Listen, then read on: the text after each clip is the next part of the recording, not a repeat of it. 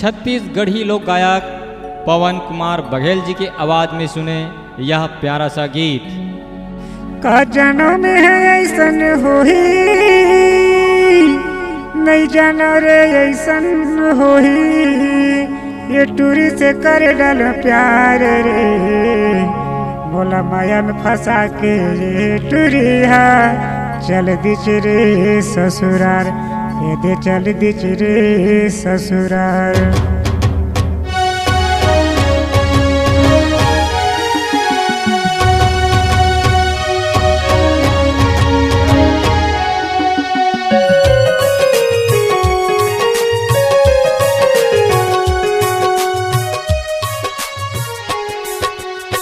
का जन्म है ऐसन होही नहीं जानो रे ऐसन होही चूरी से कर डाल प्यार रे बोला माया फंसा के टूरी है चल दिच रे ससुरार बोला माया फंसा के टूरी है चल दिच रे ससुरार। का जन्म है ऐसन होही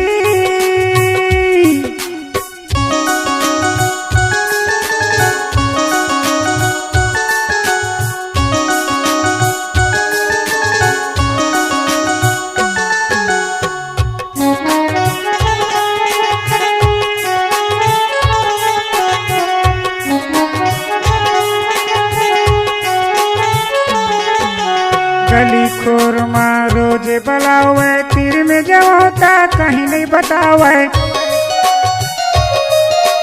गली खोर माँ रोज बलावे तीर में जब होता कहीं नहीं बतावे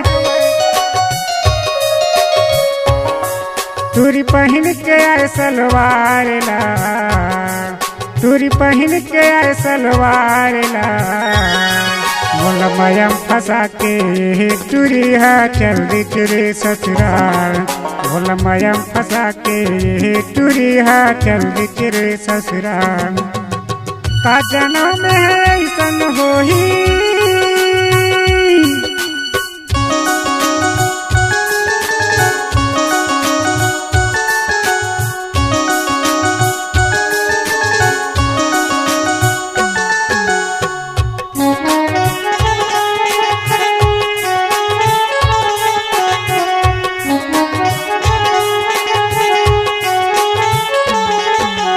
संगी जहुरिया के संग में आवे काका बात कर समझ नहीं आवे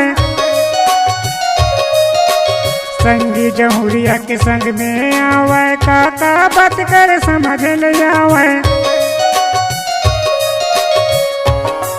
तुरी पहन के आए सलवार ला तुरी पहन के आए सलवार ला बोला माया फंसा के टूरी है चल दिच रे ससुराल बोला माया फंसा के टूरी है चल दिच रे ससुराल। का जन्म है ऐसन होही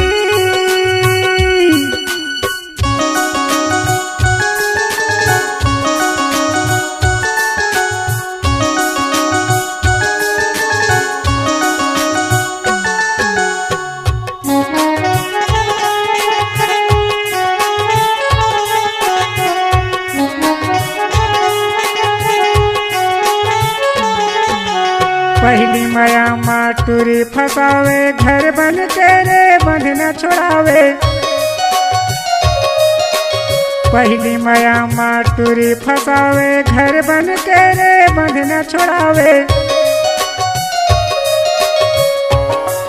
टूरी पहन के आए सलवार ला टूरी पहन के आए सलवार ला बोला माया फंसा के टूरी है चल दिच रे ससुराल बोला माया फंसा के टूरी है चल दिच रे ससुराल।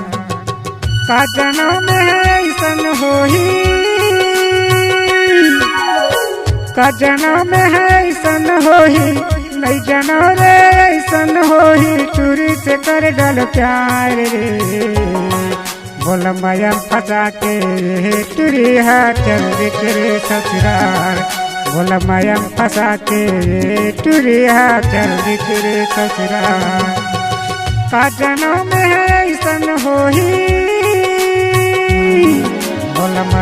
फंसा के ये टुरिया चल रे ससुराल। बोला माया फंसा के ये टुरिया चल रे ससुराल। बोला माया फंसा के ये टुरिया चल रे ससुराल।